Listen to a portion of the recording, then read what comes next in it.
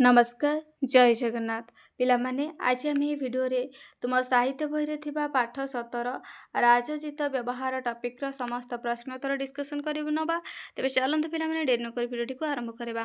Question number 1 देला आम पाठटी पढ़ी सारा पर निम्न दिया चरित्र मानकर जो उक्ति तुमको भल लगुच से उक्ति गुड़ी को अभिनय सह कह।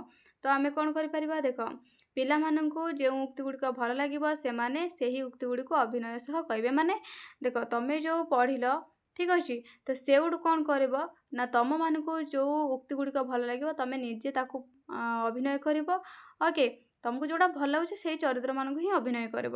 देन जा क्वेश्चन नंबर 2 निम्न रे केते गुड़िया उक्ति दिखाई से ही उक्ति गुड़िक किए कहते नाम लिखा ठीक अच्छे। चलो तो ये आमको देला स्वर्णपशु वीरभूमि भारत ए देशर शिक्षा संस्कृति और परंपरा महान यार सुनाम सारा जगत रे प्रचारित ताले एटा किए कहते ये आमर पुरु कहते ओके। देन देला समग्र भारत वर्ष को जय करबा हेउची आमर अभिप्राय एटा आमर कहते अलेक्जेंडर ओके। देन देला हमको मु पण करुची मो शरीर शेष रक्तबिंदु थिबा पर्यंत मु लढ़िबी यह कहते पुरु। देन शुणी ए देशर माटी सुना फले ए देश घी महुरे परिपूर्ण तो ये कथा कहते आमर अलेक्जेंडर। देन देला कापुरुष मृत्यु पूर्वर सहस्र बार मृत्युवरण करें तो एक कथा आमर पुरु कहते ठीक अच्छे। देन देला अस्त्रहीन पशु मानक उपरे तीर प्रयोग करने युद्ध नीतिर विरुद्ध अटे एक कथा आमर सेल्यूकास कहते बुझेगा।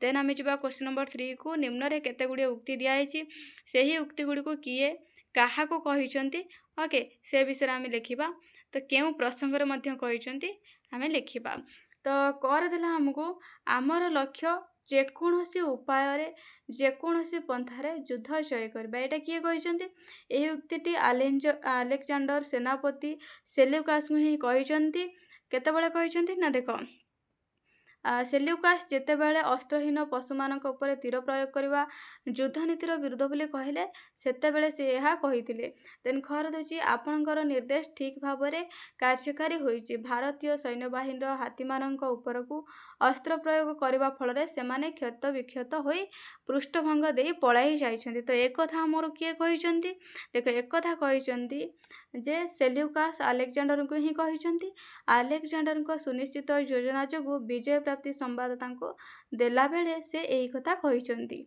देन गौर दूची पुरु को बंदी करी आणिब नाही पराजित हेले मध्य से जड़े देशप्रेमी वीर ताले एक कथा किए कहते देख यही उक्ति अलेक्जेंडर सेनापति सेल्यूकास को कहते सेनापति सेल्यूकास को पराजित राजा पुरु को तांको सम्मुख को आने निर्देश दे अलेक्जेंडर यह कहते।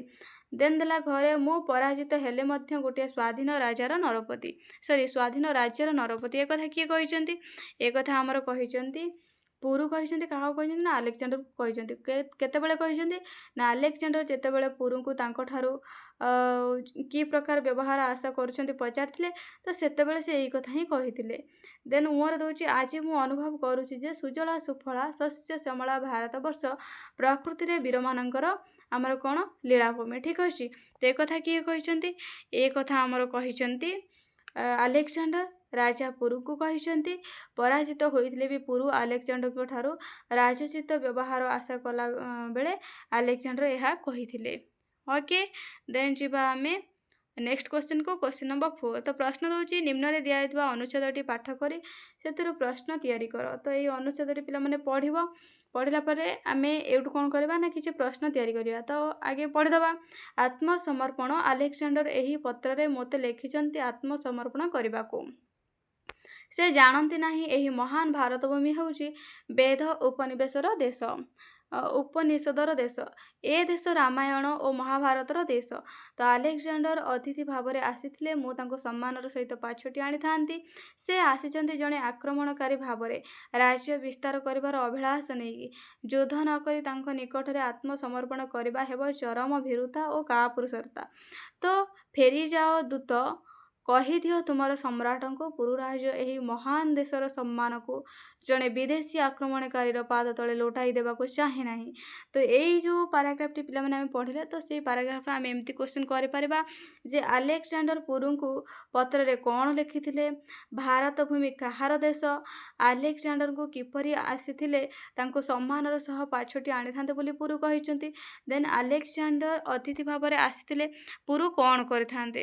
ଦେନ୍ ଆହୁରି ମଧ୍ୟ କ୍ୱେଶ୍ଚିନ୍ ଆମେ କରିପାରିବା ଯେ ଆଲେକ୍ଜାଣ୍ଡର କିପରି ଭାବେ ଭାରତ ଆସିଛନ୍ତି, ପୁରୁଙ୍କ ମତରେ ଆଲେକ୍ଜାଣ୍ଡରଙ୍କ ନିକଟରେ ଆତ୍ମସମର୍ପଣ କରିବା କିପରି ହେବ, ଦୂତକୁ ଫେରିବାକୁ ପୁରୁ କାହିଁକି ଆଦେଶ ଦେଲେ, ଦୂତ ଫେରିଯାଇ ଆଲେକ୍ଜାଣ୍ଡରକୁ କି ଖବର ଦେବାକୁ ପୁରୁରାଜ କହିଥିଲେ। ତ ଏଇସବୁ କ୍ୱେଶ୍ଚିନ୍ ଆମେ ବନେଇ ପାରିବା। ଦେନ୍ ଯିବା ଆମେ କ୍ୱେଶ୍ଚିନ୍ ନମ୍ବର 5କୁ। ତଳେ ଦିଆଯାଇଥିବା ପ୍ରଶ୍ନର ଉତ୍ତର ଲେଖ। କରେ ଦେଲା ଆଲେକ୍ଜାଣ୍ଡର କେଉଁ ଦେଶର ରାଜା ଥିଲେ? ଉତ୍ତର ଆଲେକ୍ଜାଣ୍ଡର ଗ୍ରୀସ ଦେଶର ରାଜା ଥିଲେ। ଦେନ୍ ଖରେ ଦେଲା ସେ ଭାରତ ପ୍ରତି କାହିଁକି ଆକୃଷ୍ଟ ହୋଇଥିଲେ? ଉତ୍ତର ଭାରତର ଶିକ୍ଷା, ସଂସ୍କୃତି ଓ ପରମ୍ପରା ମହାନ, ଏହାର ସୁନାମ ସାରା ଜଗତରେ ପ୍ରଚାରିତ, ଏହାର ଧନ ସମ୍ପତ୍ତି ପ୍ରତି ସେ ଆକୃଷ୍ଟ ହୋଇଥିଲେ। ଦେନ୍ ଗରେ ଦେଉଛି କେଉଁ କାରଣ ଯୋଗୁଁ ଆଲେକ୍ଜାଣ୍ଡର ଭାରତ ଆକ୍ରମଣ କରିବା ପାଇଁ ସମର୍ଥ ହେଲେ? ଉତ୍ତର ଭାରତବର୍ଷରେ ଥିବା ରାଜ୍ୟ ରାଜ୍ୟ ମଧ୍ୟରେ ଏକତା ଓ ବୁଝାମଣାର ଅଭାବ ପରିଲକ୍ଷିତ ହୋଇଥିଲା। ତେଣୁ ସେହି ସୁଯୋଗକୁ ହାତଛଡ଼ା ନ କରି ଆଲେକ୍ଜାଣ୍ଡର ଭାରତ ଆକ୍ରମଣ କରିବା ପାଇଁ ସମର୍ଥ ହୋଇଥିଲେ। ଦେନ୍ ଘରେ ଦେଉଛି ଆଲେକ୍ଜାଣ୍ଡର ପିଲାଦିନୁ ଭାରତ ବିଷୟରେ କ'ଣ ଶୁଣିଥିଲେ? ଉତ୍ତର ହେଇଯିବ ସ୍ୱର୍ଣ୍ଣପଶୁ ଭାରତ ଭୂମିର ମାଟିରେ ସୁନା ଫଳେ ଓ ଏ ଦେଶ ହେଉଛି ଘିଅ ମହୁରେ ପରିପୂର୍ଣ୍ଣ। ତ ଏହି କଥା ହିଁ ଆଲେକ୍ଜାଣ୍ଡର ପିଲାଦିନୁ ଭାରତ ବିଷୟରେ ଶୁଣିଥିଲେ। ବୁଝିହେଲା। ଦେନ୍ ଆମକୁ ପ୍ରଶ୍ନ ଦେଲା ନିମ୍ନରେ ଦିଆଯାଇଥିବା ଅନୁଚ୍ଛେଦଟିରେ ବିରାମ ଚିହ୍ନ ଯୋଗ କରି ଲେଖ। ତ ଅନୁଚ୍ଛେଦଟି ପିଲାମାନେ ଆମର ଏଇଠି ଦେଇଛି, ତ ତମେ ତାକୁ ପଢ଼ିବ ଏବଂ ଏଇଭଳି ଭାବରେ ଉତ୍ତର ତମେ ଖାତାରେ ଲେଖିବ ବିରାମ ଚିହ୍ନକୁ ଯୋଗ କରିକି। ଓକେ। ଦେନ୍ କ୍ୱେଶ୍ଚିନ୍ ନମ୍ବର 7 ଦେଉଛି ତଳେ ଡାହାଣ ପଟେ କେତୋଟି ଅର୍ଥସୂଚକ ଉକ୍ତି ଦିଆଯାଇଛି, ବାମ ପଟେ ଦିଆଯାଇଥିବା ଉପଯୁକ୍ତ ଶବ୍ଦ ସହ ତାକୁ ମିଳାଇ ଆମେ କ'ଣ କରିବା ନା ଲେଖିବା। ତ ଏପଟେ ଦେଇଛି ବିତାଡ଼ିତ। ତ ବିତାଡ଼ିତ କାହା ସହିତ ସମ୍ପର୍କ ଅଛି? ଦେଖ ବିତାଡ଼ିତ ହେଉଛି ଯାହାକୁ ବାହାର କରି ଦିଆଯାଇଛି, ତ ସିଏ ହେଉଛି ବିତାଡ଼ିତ। ହତୋତ୍ସାହ ଯାହାର ଉତ୍ସାହ, ଯାହାକୁ ଆମେ କ'ଣ କରିବା ଉତ୍ସାହ ହରାଇଛି, ଯେ ଲୋକ ଉତ୍ସାହ ହରାଇଛି ତାକୁ ଆମେ ହତୋତ୍ସାହ ବୋଲି କହିବା। ପ୍ରତିରୋଧ ବାଧା ଦେବା, ଠିକ୍ ଅଛି, ବିରୋଧ କରିବା, ସେମିତି ପୃଷ୍ଠଭଙ୍ଗ କୌଣସି ପରିସ୍ଥିତି ବା ଘଟଣାକୁ ଦେଖି ଡରି ପଳାଇବା। ଦେନ୍ ଧୂଳିସାତ କୌଣସି ଆଶା ପୂରଣ ନ ହେବା, ଇଏ ହେଉଛି ଆମର ଧୂଳିସାତ। ଦେନ୍ କ୍ୱେଶ୍ଚିନ୍ ନମ୍ବର 8 ଦେଉଛି ଏକାଙ୍କିକାଟିକୁ ଭଲ ଭାବରେ ପଢ଼ି ତଳେ ଦିଆଯାଇଥିବା ସୂଚନା ଅନୁଯାୟୀ 2ଟି ଲେଖାଏଁ ବାକ୍ୟ ଲେଖ।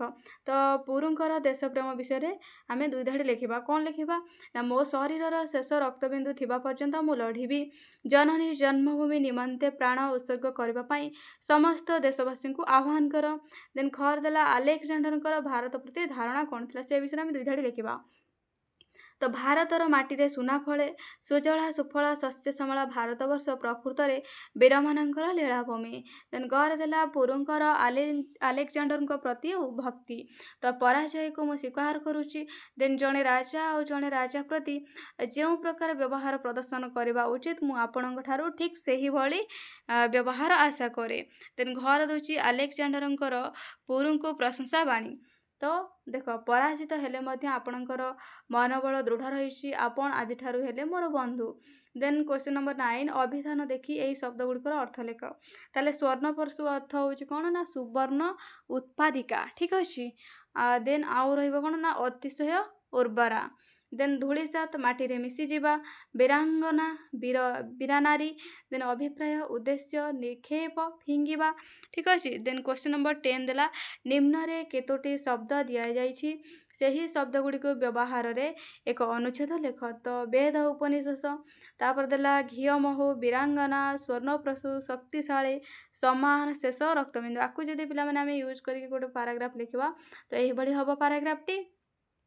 ଭାରତ ବେଦ ଉପନିଷଦର ଦେଶ, ଏହି ସ୍ୱର୍ଣ୍ଣପଶୁ ବୀରଭୂମିର ବୀରମାନଙ୍କର ପରାକ୍ରମରେ ଏହା ଶକ୍ତିଶାଳୀ ହୋଇ ଉଠିଛି। ଏହି ଭୂମିରେ ବୀର ଓ ବୀରାଙ୍ଗନାମାନଙ୍କର ଏକତାର ଅଭାବରୁ ପରାଜୟ ଘଟୁଛି। ପୁରୁ ରାଜା ପଣ କରିଛନ୍ତି ଯେ ତାଙ୍କ ଶରୀରର ଶେଷ ରକ୍ତବିନ୍ଦୁ ଥିବା ପର୍ଯ୍ୟନ୍ତ ସେ ଲଢ଼ିବେ। ଶେଷରେ ଦିନେ ଘିଅ ମହୁରେ ଭାସୁଥିବା ପୁରୁ ରାଜା ବିଦେଶୀ ହାତରେ ପରାଜୟ ବରଣ କରିଛନ୍ତି। ତେଣୁ ସେପରି ସ୍ୱାଭିମାନୀ ରାଜାଙ୍କୁ ଯଥୋଚିତ ସମ୍ମାନ ଦେବା ଉଚିତ ହେବ, ଠିକ୍ ଅଛି। ତ ପିଲାମାନେ ଆଶା କରି ଭିଡ଼ିଓଟି ତୁମମାନଙ୍କ ପାଇଁ ହେଲ୍ପଫୁଲ୍ ହେଇଥିବ। ତୁମମାନେ ସମସ୍ତେ ଭିଡ଼ିଓକୁ ଲାଇକ୍ କରିକି ସାଙ୍ଗମାନଙ୍କ ସହିତ ସେୟାର କରିନେବ, ଆଉ ଚ୍ୟାନେଲରେ ନୂଆ ଥିଲେ ଚ୍ୟାନେଲକୁ ମଧ୍ୟ ସବସ୍କ୍ରାଇବ୍ କରିନେବ। ତା ସହିତ ଆମର SS ଏଜୁକେସନର ଟେଲିଗ୍ରାମ ଚ୍ୟାନେଲରେ ମଧ୍ୟ ଜଏନ୍ କରିଯିବ। ତାର ଲିଙ୍କ୍ ମୁଁ ଏହି ଭିଡ଼ିଓର ଡେସ୍କ୍ରିପସନ୍ ବକ୍ସରେ ଦେଇଦେବି। ଧନ୍ୟବାଦ।